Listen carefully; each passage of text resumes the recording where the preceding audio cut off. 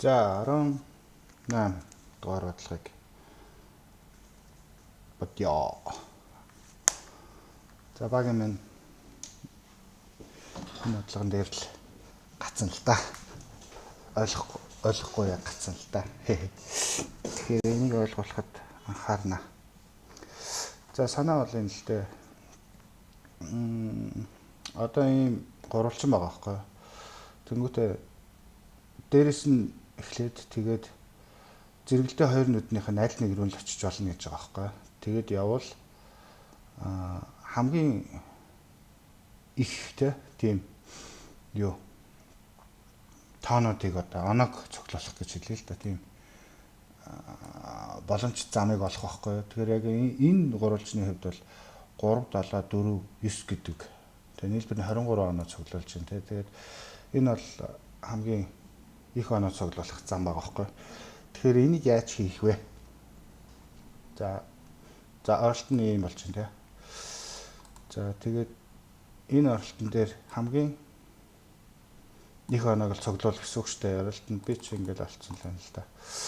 Тэгэхээр энэ дээр нь ингэж байгаа.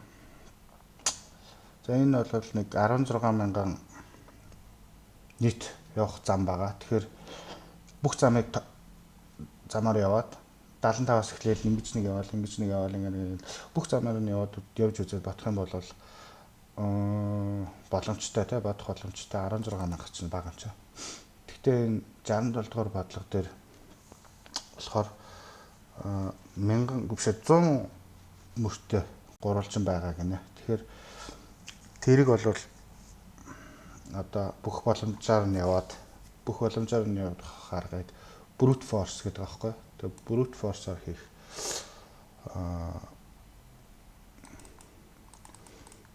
боломжгүй. Тийм учраас ухаалаг замыг сонгоог. За миний цаг амар авчлаа. За тэрийг шууд бодъё. За тэгэхээр ийм юм байгаа л да. Угсаа ингэж орж ирэхдээ шууд гурвалжин биш ороод ирж штэ. Энэ ч гэсэн биднэрт яг хэрэгтэй. Угсаа л бид нар эндээс харна штэ. 75-аас доошоо явж болно, эсвэл баруун доошоо явж болно л гэсэн үг те. Таануудаа ихлэ тэгж ойлгох нь штэ те. Гурвалжин биш. Тэгээ бид нар дөрвөлжин массив хийн штэ угсаа. Тэгэхээр тэгээд одоо жишээлбэл энэ 47-оос бол доошоо явж болно, эсвэл баруун доошоо явж болно гэсэн үг те. За нэг иймэрхүү зам байгаа гэсэн үг. За тэгэхээр эсрэгээр нь яг энэ бодлогын бодолт нь бол яг эсрэгээр бид нар эхлэх гэхээс илүү нөгөө ер нь бол одоо энэ 75 дээр бол бид нар эндээс очиж болно гэсэн үг шүү дээ те. Тэгэхээр бид нар энэ 75 дээр бол аль ихэс нь энэ хэрэг аль их оноо цуглуулад очиж чинь тэрнээс очих хэрэгтэй байхгүй юу? Тэгэхээр бид нар бол яах хэрэгтэй вэ гэхээр энэ үед бодлогыг ботцсон байх хэрэгтэй байхгүй юу? Тэгэхээр бид нар энэ үед бодлого ботцсон байгаа шүү дээ, тэ. Дараа нь одоо энэ үед бодъё гэж байгаа байхгүй юу? Тэгэхээр за энэ үед бодлого маань юу болж байгаа вэ гэхээр 95 дээр 75-ыг нэмэхээр чинь 170. Тэгээд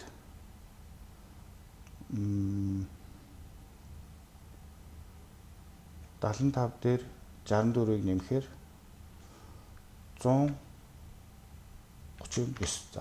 За нэг ийм хоёр боломж байгаа. Тэгэхээр бидний боломж 170 шүү дээ. Энд нь очивол. Тэгэхээр бид нар энэ дээр очивол 177 оноо цуглуулах байхгүй юу? Одоо асуудал байгаа гэсэн үг.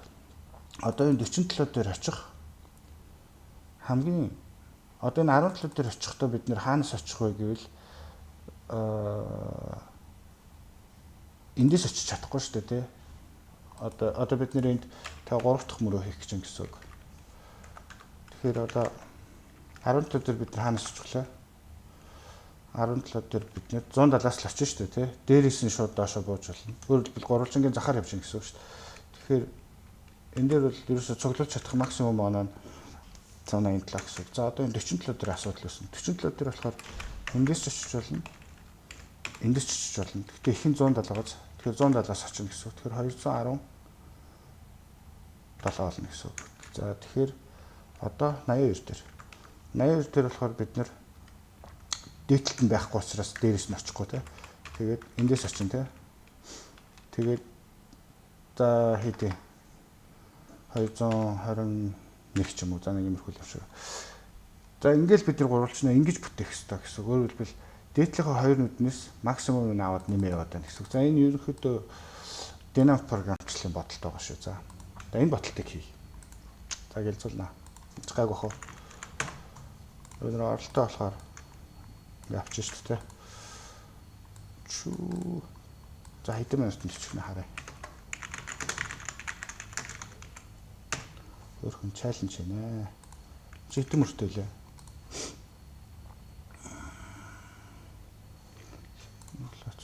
15 мөртөө байна.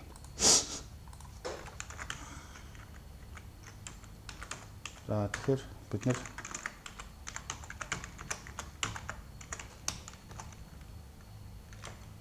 за тэгэхээр ингэнэ гэсэн үг. Бид нэр А-гийн А-ийн за эхний мөрөн дээр бол бид нар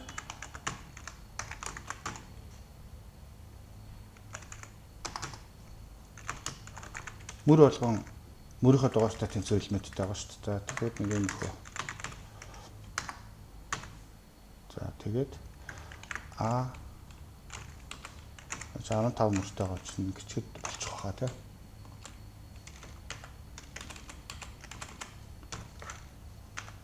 За ингээд.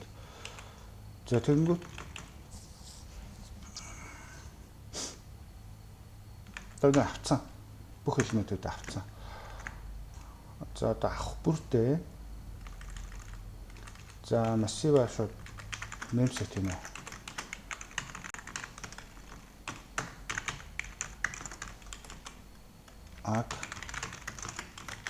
Энэ массивыг тэгэр дөрвж байгаа тийм. За тэгээд авах бүртээ би энд нэгээс эхэлсэн байгааг та нар анзаарч байгаа шүү. Анзаараарай. Элементийг аваад өөрт нь өгчөж байгаа. Тэгэнгүүтээ одоо бид энэ элемент дээр өмнөх мөрөн дээр олсон байгаа дээдлийн болон өмнөх элементүүдийн максимумыг нэмэх ёстой гэсэн үг тийм. Тэгэхээр макс гэдэг нь болохоор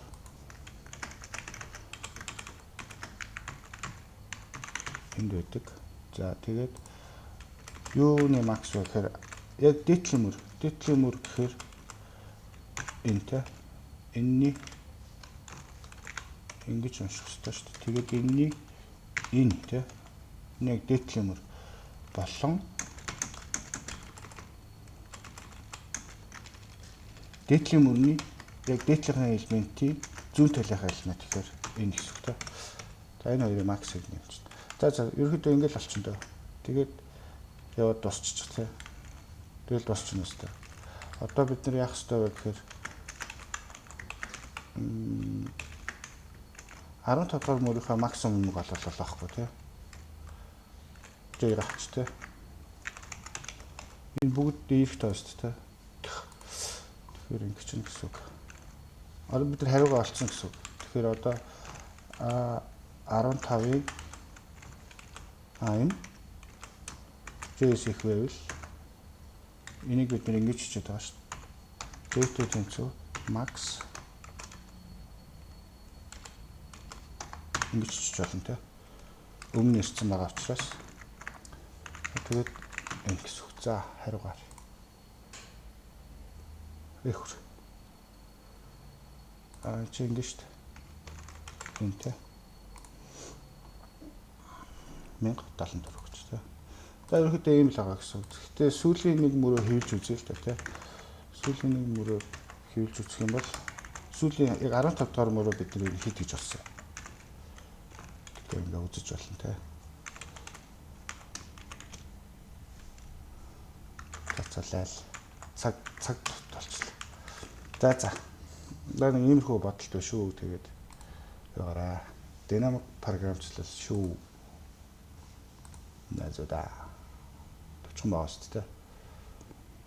За тас.